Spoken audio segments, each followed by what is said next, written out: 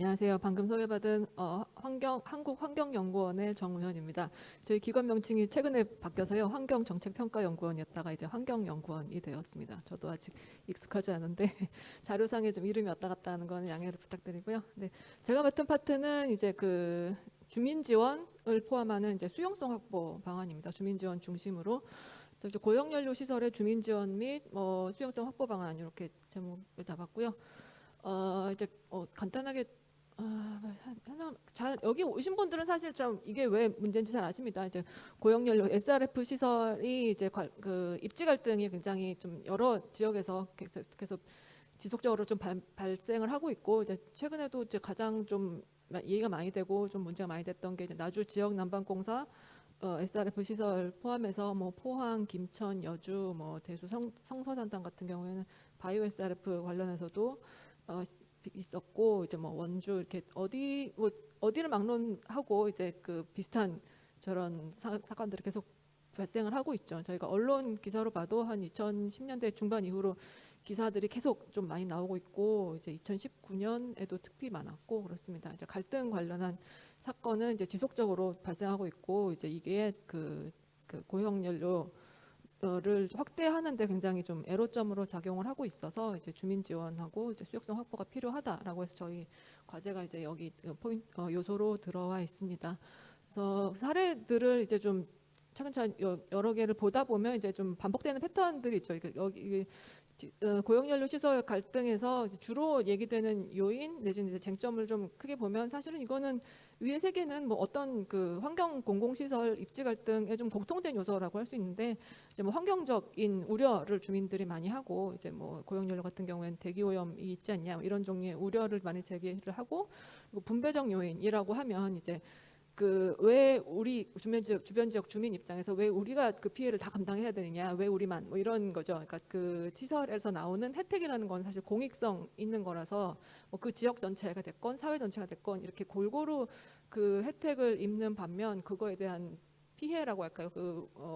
그런 그 시설의 어떤 피해 비용 같은 거는 그러니까 주변 지역에 집중이 되기 때문에, 그 말하자면 이제 시설의 비용과 편익의 공간적 범위가 일치를 하지 않고 이제 거기서 문제가 발생을 하는 거고, 이제 그렇기 때문에 이제 우리가 주민 지원을 해야 되는 이유가 이런 데 있는 거죠. 그러니까 우리가 혜택을 받는 뭐 사회 전체 내지는 지역 전체가 이제 좀 그 책임성을 같이 갖고 이제 뭐 십시 일반으로 좀 뭘 모아서 이제 그 주민들한테 이제 지원을 해주는, 그러니까 그런 그 재원의 흐름, 뭐 이런 주민 지원 재원의 흐름, 그런 구조가 만들어져야지 분배적으로 좀 이게 정의로워지고 이제 이런 구조가 되는 거죠. 이제 갈등에서 분배적 요인이라는 거는 그런 거고, 이제 주민 지원이 그렇게 만들어집니다. 그리고 절차적 요인도 항상 그 제의가 많이 되죠. 우리는 주민들은 아무것도 몰랐는데 뭐 여기까지 계획이 확정될 동안 왜 아무것도 우린 몰랐느냐, 의견 수렴을 왜 형식적으로 하냐, 이런 문제들 항상 제기가 되고, 이제 이런 것들이 전체적으로 있고, 또한 이제 고용연료 시설 같은 경우에는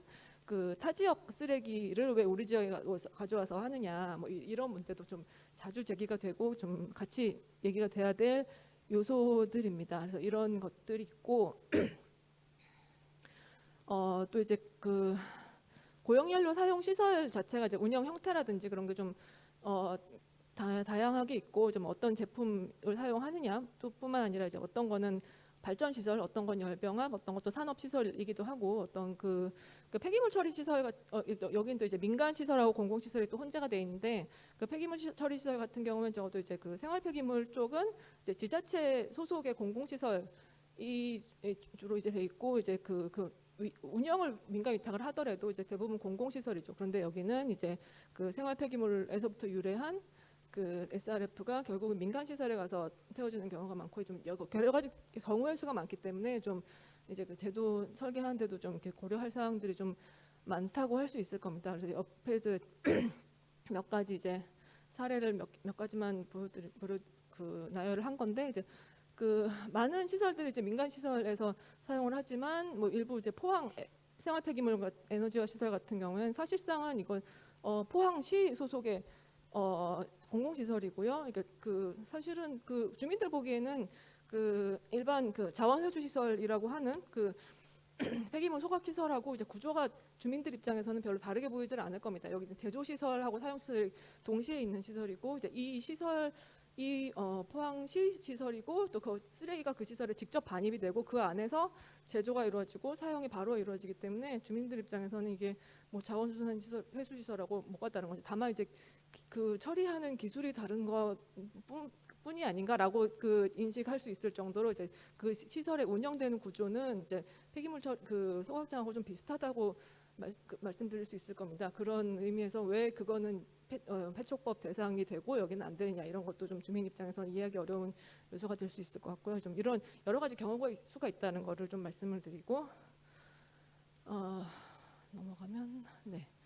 그 기존 주민지원제도가 이제 그 고용연료 시설에 이제 충분히 적용이 되지 않기 때문에 이제 저희가 이걸 만들려고 하는 거죠. 이 부분은 간단히 말씀드리면 이제 기존의 그 폐기물 처리 시설은 폐촉법에 의한 주민지원 제도가 있어서 이제 주민지원 기금을 그 지자체가 책임지고 만들고 운영하고 사업을 하도록 되어 있지만 이제 그 고용연료 시설은 폐기물 처리 시설이 아니고 해서 여기는 적용이 되지 않습니다. 그리고 그 발전소 주변 지역법으로도 이제 일부 그 적용이 되지 않느냐라고 할 수 있지만 이제 발전 시설의 경우에는 그러니까 고용연료 시설 중에 발전을 하는 경우에는 여기 이제 해당이 되기는 하죠. 발전소 주변 지역법은 발전 시설에 대해서는 다 주민 지원이 적용이 되기 때문에 이제 기타 에너지로 이제 최근에 이제 법이 좀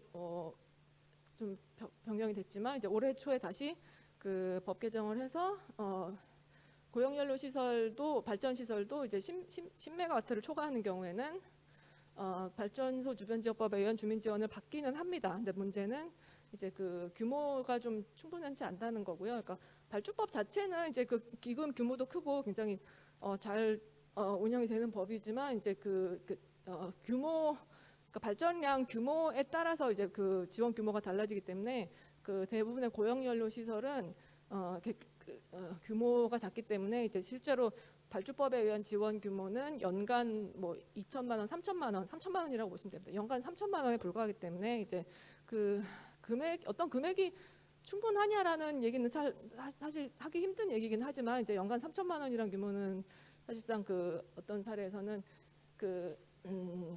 학생들한테 장학금 연간 50만 원씩 60명한테 지원하고 나면 이제 끝나는 규모거든요. 이게 이제 그 어떤 갈등을 잠재우기에 충분한 규모는 아니라고 봐야 될 것 같습니다. 그래서 실질적으로 발전소 주변 지역법은 충분한 주민 지원이 되지 못하고 그래서 저희가 별도의 주민 지원 제도가 필요하다라고 말씀을 드릴 수 있을 것 같고 그걸 위해서 이제 그 기존 주민 지원 제도를 몇 가지를 검토를 했고 이제 특히 이제 폐촉법하고 이제 발전소 주변 지역법 이런 것들이 좀 참고가 돼서 여기서 좀 보여드리고 이제 그 폐촉법 같은 경우가 저희가 그 폐촉법에 준해서 고용연료 시설 주민 지원 제도가 가야 된다라고 제안을 드리는데 이제 그거는 폐촉법 그래서 폐촉법 같은 경우에는 그 지자체가 그 폐기물 처리의 책임을 지고 이제 그 주민 지원 기금을 조성을 하고 또 그걸 운영을 하고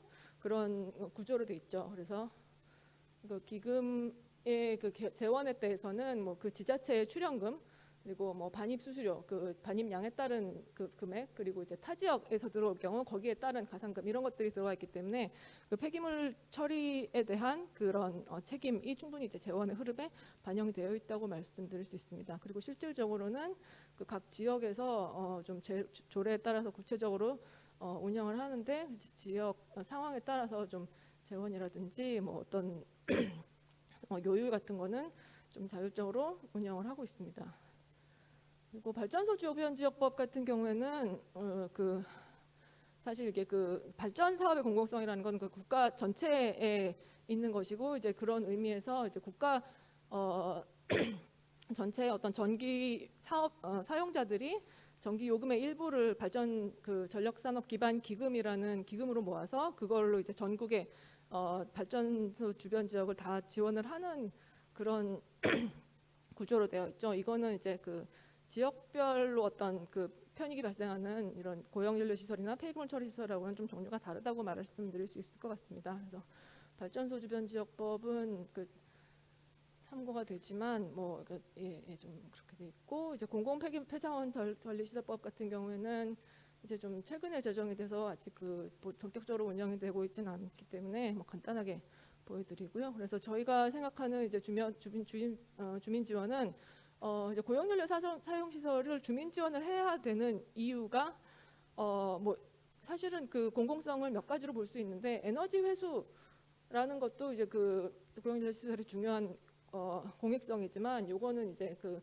국가 전체 혹은 사회 전체 이익이면서 이제 사업자한테 가는 인센티브로 가는 것이 좀 더 적절하다고 생각되고 요거는 저 다음에 발표해 주실 그 배정환 교수님이 만드시는 이제 그 사업 운영 방안에 조금 더 가까운 얘기일 겁니다. 그리고 주민 지원에 관한 그 주민 갈등에 관한 주민 지원의 문제는 이거는 그러니까 고용연료 시설이 그러니까 지역 폐기물을 처리하기 위해서 거기에서 필수적인 어떤 그 요소 그걸 빼놓고는 이제 폐기물 처리를 하기가 어려운 그러니까 그런 이유에서 우리가 이 시설을 많이 필요로 하는 거잖아요. 그러니까 그런 의미에서 폐기물 처리에 관한 공공성으로 생각해서 그 지역의 그 폐기물 처리에 책임이 있는 지자체와 그 지역의 배출자들이 비용을 모아서 주민을 지원하는 구조가 되는 것이 적절하다고 생각이 되고 그러니까 그렇다면 이제 기존의 폐촉법하고 굉장히 비슷한 구조가 되기 때문에 그에 준해서 이루어져야 된다라고 제안을 드리는 겁니다. 그래서 좀 시간이 많이 지난 것 같아서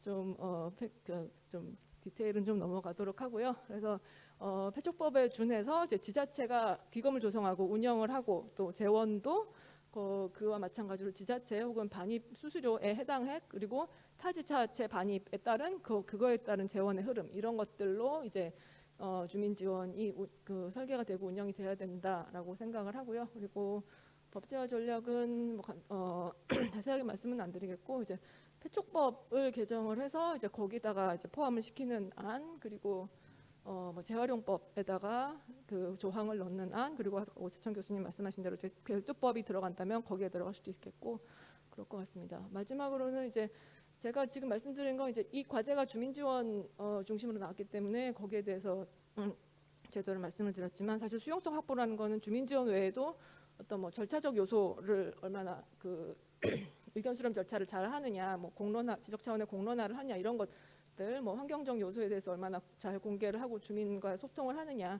전반적인 인식 전환과 주민 소통을 어떻게 하느냐 이런 것들이 다 연결이 되어 있는 것들이기 때문에 수용성 확보를 위해서는 주민 지원뿐만 아니라 좀 종합적인 접근이 필요하다라는 말씀을 마지막으로 드리면서 발표 마치겠습니다.